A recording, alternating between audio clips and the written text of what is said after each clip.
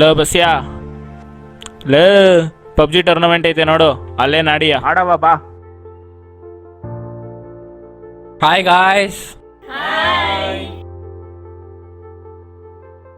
ಹೆಂಗೆ? Big boss ಕ್ಯಾಮ್ರಲ್ಲಿ ನೋಡ್ತಿರ್ತಾರೆ, ಆಮೇಲೆ ಕರೆಸ್ತಾರೆ. ನೋ ವೇ, ಚಾನ್ಸೇ ಇಲ್ಲ.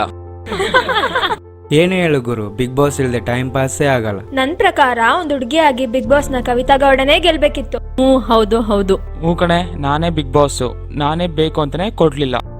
ಗೂಬೆ, ಓಟು ಪರ್ಫಾರ್ಮೆನ್ಸ್ ಇಟ್ಕೊಂಡೆ ವಿನ್ನರ್ಸ್ ಯಾರು ಅಂತ ಡಿಸೈಡ್ ಮಾಡೋದು. ಆದ್ರೂ ಮಗ, ಯಾವತ್ತೇ ಇದ್ರು ನಮ್ದೇ ಅವ. ನೋಡು ಇಲ್ಲಿ ಸಂಜಿತ್ ಹೆಗ್ಡೆ ಅಂಡ್ ನಿಹಾಲೆ ಸಖತ್ತಾಗಿ ಹಾಡು ಹೇಳಿದ್ದಾರೆ. ಹನುಮಂತನು ಸೂಪರ್ ಆಗಿ ಹಾಡು ಹೇಳ್ತಾರೆ. ಅವ್ರೊಂಥರ ಒಳ್ಳೆ ಇನ್ಸ್ಪಿರೇಷನ್ ಅಪ್ಪ. ಸೂಪರ್. ಫ್ರೆಂಡ್ಸ್, ಟೈಮ್ ಟೇಬಲ್ ಬಂತು. ಬ್ರೋ, ನಮ್ ಕೋರ್ಸ್ ಬಂತಾ? ಎಲ್ಲ ಕೋರ್ಸ್ಗೂ ಬಿಟ್ಟಿದ್ದಾರೆ. ಯಾವಾಗಿಂದನೋ? ಮಾಮೂಲಿ ಮಾರ್ಚಿಗೆ ಸ್ಟಾರ್ಟ್ ಆಗಿ ಏಪ್ರಿಲ್ ಮುಗಿಯುತ್ತೆ ಮಗ. ಈ ಸತಿನಾರು ಟ್ರಿಪ್ ಓಡೇನ ಹಾಕೊಂಡ್ರು. ಮಗ ವೈದ್ಯ, ನಿಮ್ಮ ಅಪ್ಪಂಗೆ ಹೇಳಿ ಟ್ರಿಪ್ ಅರೇಂಜ್ ಮಾಡ್ಸು.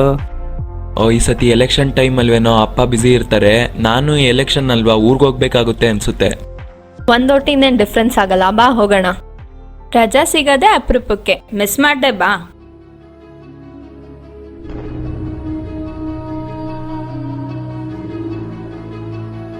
ಏನ್ರಪ್ಪ, ಟೈಮ್ ಟೇಬಲ್ ಬಂತಾ?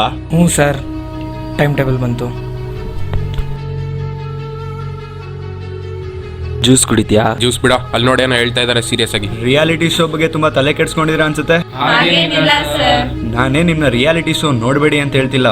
ನಾನು ರಿಯಾಲಿಟಿ ಶೋ ನೋಡ್ತೀನಿ, ಅದರಲ್ಲೂ ತುಂಬ ಇನ್ಫಾರ್ಮೇಷನ್ ಎಂಟರ್ಟೈನ್ಮೆಂಟು ಸಿಗುತ್ತೆ.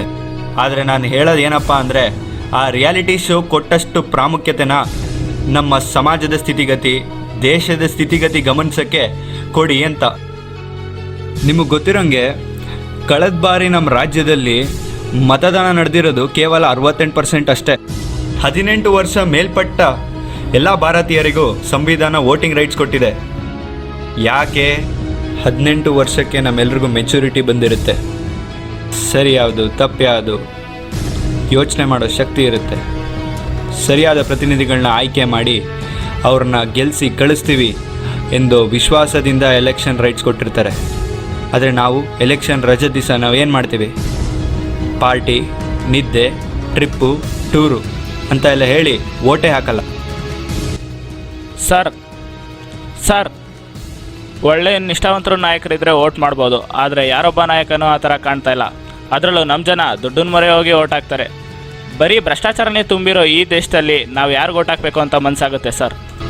ರಾಮ್, ನೀನು ಇಂಜಿನಿಯರಿಂಗ್ ಸ್ಟೂಡೆಂಟಾ, ಆರ್ಟ್ ಸ್ಟೂಡೆಂಟಾ? ಸರ್, ಟೆಕ್ನಿಕಲ್ ಅಂದರೆ ಇಂಜಿನಿಯರಿಂಗ್ ಸ್ಟೂಡೆಂಟ್. ರಾಮ್, ನಮ್ಮ ದೇಶದಲ್ಲಿ ಎಷ್ಟೋ ಜನ ಇಂಜಿನಿಯರಿಂಗ್ ಮುಗಿಸ್ದಂಥವ್ರು ಕೆಲಸ ಇಲ್ಲದೆ ಓಡಾಡೋದನ್ನು ನೋಡಿದ್ಯಾ? ಆದರೂ ನಾವೆಲ್ಲ ಇಂಜಿನಿಯರಿಂಗ್ ಮಾಡೋದನ್ನು ಬಿಟ್ಟಿಲ್ಲ. ನಾವೆಲ್ಲ ಓದ್ತಾ ಇದ್ದೀವಿ. ಯಾಕೆ? ಒಂದು ವಿಶ್ವಾಸ, ಎಲ್ಲೋ ಒಂದು ಹೋಪ್ ಇದೆ, ಮುಂದೆ ಒಳ್ಳೆ ಭವಿಷ್ಯ ಇದೆ ಅನ್ನೋ ಥರ. ಒಳ್ಳೆ ನಾಯಕರು ಯಾಕಿಲ್ಲ? ಇದ್ದೇ ಇರ್ತಾರೆ. ಅಂಥವ್ರನ್ನ ನಾವು ಗುರುತಿಸಿ ಆಯ್ಕೆ ಮಾಡಬೇಕಷ್ಟೆ. ಅದೇ ಥರ ಪ್ರತಿ ಒಳ್ಳೆಯದ್ರಲ್ಲೂ ಒಂದು ಕೆಟ್ಟದಿರುತ್ತೆ, ಪ್ರತಿ ಕೆಟ್ಟದ್ರಲ್ಲೂ ಏನಾದರೂ ಒಂದು ಒಳ್ಳೇದಿದ್ದೇ ಇರುತ್ತೆ. ಇದರಲ್ಲೇ ಗೊತ್ತಾಗಲ್ವ ಸರ್ ನಮ್ಮ ದೇಶದ ಜನತೆಗೆ ವೋಟಿಂಗ್ ಬಗ್ಗೆ ಕನ್ಸರ್ನ್ ಇಲ್ಲ ಅಂತ? ಹೌದು, 68% ವೋಟ್ ಆಗಿರೋದು.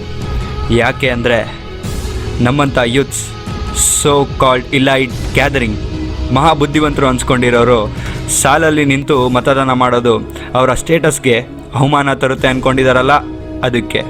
ಆದರೆ ಯಾವತ್ತು ನಾವೆಲ್ಲರೂ ಮತದಾನ ಮಾಡೋದು ನಮ್ಮ ಕರ್ತವ್ಯ ಅಂತ ತಿಳ್ಕೊತೀವೋ ಅವತ್ತು ಖಂಡಿತ ವೋಟಿಂಗ್ ಪರ್ಸೆಂಟೇಜ್ 68ರಿಂದ 93 ಆಗೋದ್ರಲ್ಲಿ ಯಾವುದೇ ಡೌಟ್ ಇಲ್ಲ. ತುಂಬಾ ಕಷ್ಟ ಸರ್ ಇವೆಲ್ಲ ಚೇಂಜ್ ಆಗೋದು. ಹೌದು ಸರ್, ಇವೆಲ್ಲ ಕಷ್ಟನೇ. ಹೌದು, ಕಷ್ಟ, ತುಂಬ ಕಷ್ಟ. ಎಲ್ಲಿ ತನಕ ಮತದಾನ ಮಾಡದೆ ಫೇಸ್ಬುಕ್ಕು, ಇನ್ಸ್ಟಾಗ್ರಾಮ್ನಲ್ಲಿ ನಮ್ಮ ದೇಶ ಬದಲಾಗಲ್ಲ, ನಮ್ಮ ದೇಶ ಚೆನ್ನಾಗಿಲ್ಲ ಅಂತ ಪೋಸ್ಟ್ ಹಾಕೋರು ಇರ್ತಾರೋ ಅಲ್ಲಿವರೆಗೆ ನಮ್ಮ democracy operation success but patient died ಅನ್ನೋ ಸ್ಟೇಟಸಿಂದ ಹೊರಗಡೆ ಬರೋದಿಲ್ಲ. ಎಲ್ಲಿವರೆಗೆ ನಾವೆಲ್ಲರೂ ಬೆಳಿಗ್ಗೆ ಬೇಗ ಎದ್ದು ಮತದಾನ ಹಾಕೋದು ನಮ್ಮ ಆದ್ಯ ಕರ್ತವ್ಯ ಅಂತ ತಿಳಿಯೋದಿಲ್ವೋ ಅಲ್ಲಿವರೆಗೆ ನಮ್ಮ ಪ್ರಜಾತಂತ್ರ ಮುಂದುವರಿಯೋದಿಲ್ಲ. ನಾವು ಹಿಂಗೇ ಇರ್ತೀವಿ. ಹೀಗೆ ಒಬ್ಬರ ಮೇಲೆ ಇನ್ನೊಬ್ಬರ ಮೇಲೆ ಆಪಾದನೆ ಹೇಳ್ಕೊಂಡು ಜಗಳಾಡ್ತಾ ಇರ್ತೀವಿ. ಇದು ಬದಲಾಗಬೇಕು. ಸರ್, ಮತ್ತೆ ಇವನ್ನೆಲ್ಲ ಹೇಗೆ ಚೇಂಜ್ ಮಾಡೋದು ಸರ್? ಬದಲಾಯಿಸ್ಬೋದು, ಯಾಕಾಗಲ್ಲ? ಸರ್ ಇವ್ರಿಗೆಲ್ಲ ಅರ್ಥ ಆಗಲ್ಲ, ಬನ್ನಿ ಸರ್, ಟೈಮ್ ಆಯ್ತು, ಹೋಗೋಣ. ಸರಿ ನಡಿ ಹೋಗೋದ.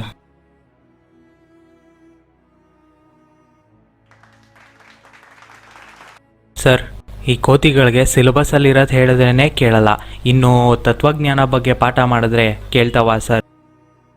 ಪುನೀತ್, ಕಿಡಿ ಹಚ್ಚೋದು ನನ್ನ ಕೆಲಸ.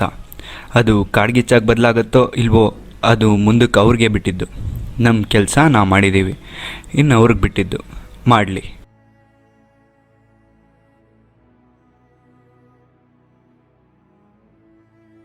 Hello sir. ಹಲೋ. ಹಾಂ ಸರ್, ಬೆಳಗ್ಗೆಯಿಂದ ಸ್ವಲ್ಪ ಬ್ಯುಸಿ ಇದ್ದೆ ಸರ್. ಈಗ ಈ ಕಾಲೇಜ್ಗೆ ಎಂಟ್ರ್ ಆಗ್ತಾ ಇದ್ದೀನಿ ಸರ್ ನಾನು. ಹಾಂ ಕಳಿಸ್ತೀನಿ ಸರ್, ನಿಮಗೆ ಆ ಫೈಲೆಲ್ಲ ಕಳಿಸ್ತೀನಿ ಸರ್. ಇನ್ನೊಂದು ಇನ್ನೇನು ಎಂಟ್ರ್ ಆದೆ ಸರ್, ಬರ್ತಾ ಇದ್ದೀನಿ, ಗೇಟ್ ಹತ್ರ ಇದ್ದೀನಿ ಸರ್. ಬಂದೆ ಸರ್. ಒಂದು ನಿಮಿಷ ಸರ್, ಒಂದು ನಿಮಿಷ ಮಾಡ್ಬೇಕು ನಾವು. ಹ್ಞೂ ಮಗ. ಮಾಡ್ತೀನಿ ಸರ್, ನಾನೇ ಮಾಡ್ತೀನಿ. 1 ನಿಮಿಷ 5 ನಿಮಿಷ ಮಾಡದೇ ಇರಿ ಸರ್. ಬೇಕಾಗುತ್ತೆ. ಏನರಪ್ಪ ಏನು ಮಾಡ್ತಾ ಇದ್ದೀರಾ? Good morning. ಏನರಪ್ಪ ಬದಲಾವಣೆ? ಸರ್ ಅವತ್ತೊಂದಿನ ನೀವು ನಮಗೊಂದು ಮಾತು ತಂದಿದ್ರಿ, ಬಿ ಇನೋವೇಟಿವ್ ಚೇಂಜ್ ಸಮಥಿಂಗ್ ಅಂತ. ನಾವು ಆ ಮಾತನ್ನು ಸ್ಫೂರ್ತಿಯಾಗಿ ತಗೊಂಡು ನಮ್ಮ ಕಡೆಯಿಂದ ಒಂದು ಸಣ್ಣ ಕಾಂಟ್ರಿಬ್ಯೂಷನ್ ಕೊಡ್ತಿದ್ದೀವಿ ಸರ್. ಬನ್ನಿ ಸರ್, ನೀವು ಕೈ ಜೋಡಿಸಿ. ಖಂಡಿತ.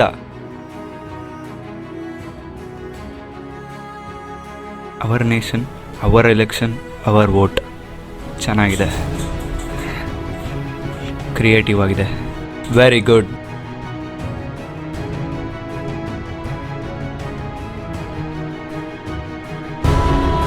ಇಲ್ಲೋಣ ಮಗ, ಓಟ್ ಬಗ್ಗೆ ಒಳ್ಳೆ ಅವೇರ್ನೆಸ್ ಕೊಟ್ಟಿದ್ದಾರೆ. ಒಳ್ಳೆ ಮೆಸೇಜ್ ಕೊಟ್ಟಿದ್ದಾರೆ ಮಗ. ಇಂಥನೂ ಶೇರ್ ಮಾಡಬೇಕು ಕಣ, ಇಂಥ ಶೇರ್ ಮಾಡಲೇಬೇಕು ನಾವೆಲ್ಲ. ತಗೋ ಫೋಟೋಸ್ನ.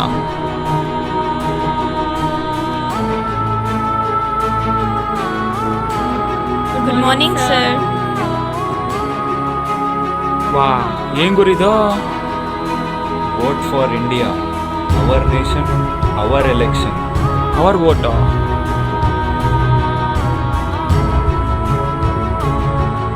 Hour nation, our election, our vote. Vote ಮಾಡೋದ ಮಗ? ವೋಟ್ ಮಾಡಲೇಬೇಕು. ಈ ಸತಿ ಎಲೆಕ್ಷನ್ ಪಕ್ಕ ವೋಟ್ ಮಾಡಲೇಬೇಕು. ನಾಳೆ ಒಂದು ನಿಮಿಷ ಪಿಕ್ ತೊಗೊಳ್ತೀನಿ ಒಂದು. ಹಂಗೆ ಪಿಕ್ ತೊಗೊಂಡು ಶೇರ್ ಮಾಡೋಣ ಎಲ್ಲ ಕಡೆ.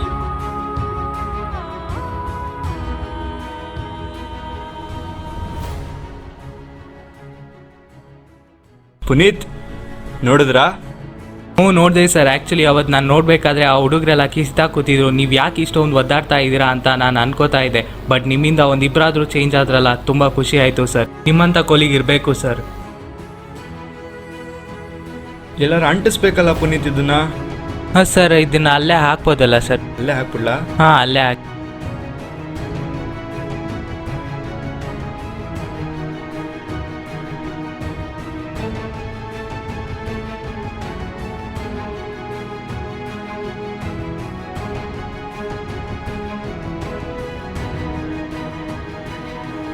ಇಲ್ಲಿ ನೋಡು, ಸಿಂಬಲಲ್ಲಿ ಇಂಡಿಯನ್ ಫ್ಲಾಗ್ ಹಾಕಿದ್ದಾರೆ, ಅಂದರೆ ಒಂದೊಂದು ಓಟು ಇಂಪಾರ್ಟೆಂಟ್ ಇದೆ ಅಂತ. ಒಳ್ಳೆ ಮೆಸೇಜ್ ಕೊಟ್ಟಿದ್ದಾರೆ.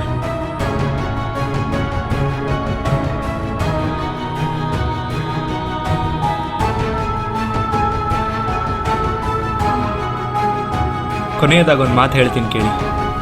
Change something, B innovative. Youths can be the leader of tomorrow. Nation is built by youths. Don't wait for tomorrow. Start today.